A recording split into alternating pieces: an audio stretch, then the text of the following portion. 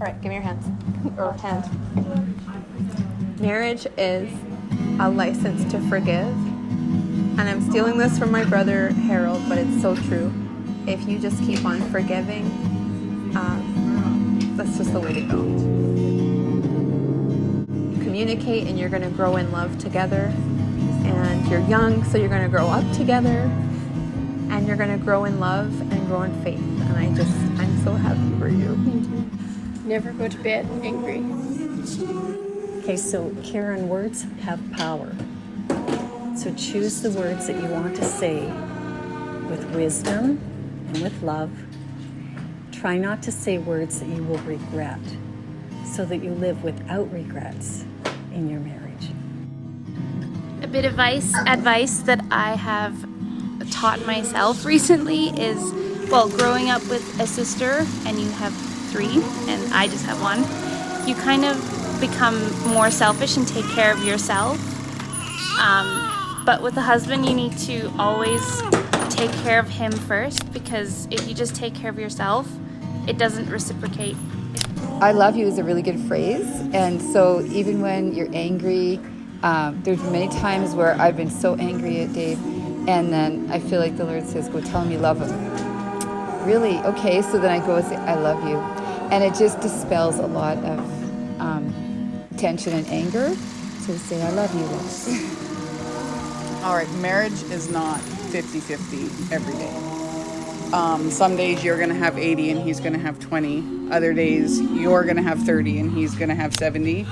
And just remember to keep picking each other up every day. As long as you both have 100, you're golden. And there's going to be days when neither of you have 100. And those are just the days you need to talk about how you're going to manage the rest of your day when neither of you can pick the other one up to hit the 100.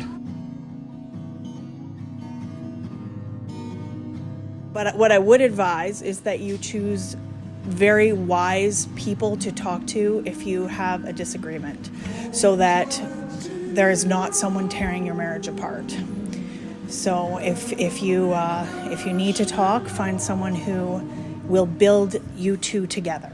So choose wisely, that you're not trying to gain alliances, you're trying to gain wisdom. I've also learned a lot about love languages, and that's really important for married people to understand the other person's love language and to give them their love language as much as you can, because then they can reciprocate or give you your love language as well, and they don't feel empty and like you don't care about them, even though you give them other things. Maybe they don't feel it as much as they would if it's their love language. So it's important.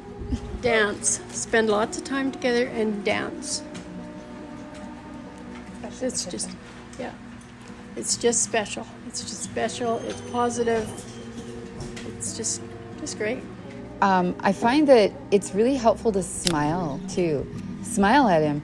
Like, even when I don't feel like smiling, and if I'm distracted or something, and he walks in and I'm like, hi, it's just like, it's just great to smile, because it makes him feel really welcome and happy, right?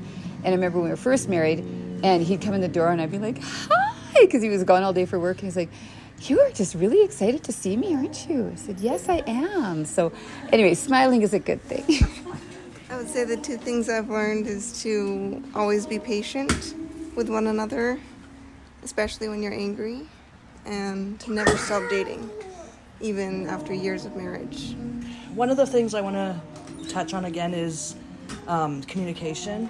There was a lot of problems with my husband and I years ago, because he would try to encourage me, but I took it as criticism. And I held it, and it built and built and built. And then one day I was like, you know what? How dare you? And he had no idea where my feelings came from. So now if he said something that's hurtful, I'm just like, maybe you didn't mean it this way, but this is what I heard. So always speak clearly to each other. And if you're hurt and he says something that hurts you, talk about it, because it's probably not the case. Always believe for best intention. I've actually just been going through this in regular relationships lately, is so often what we feel or how it comes across isn't the intent. And it's so easy to assume the worst, but really, you'll have a much happier life if you assume the best.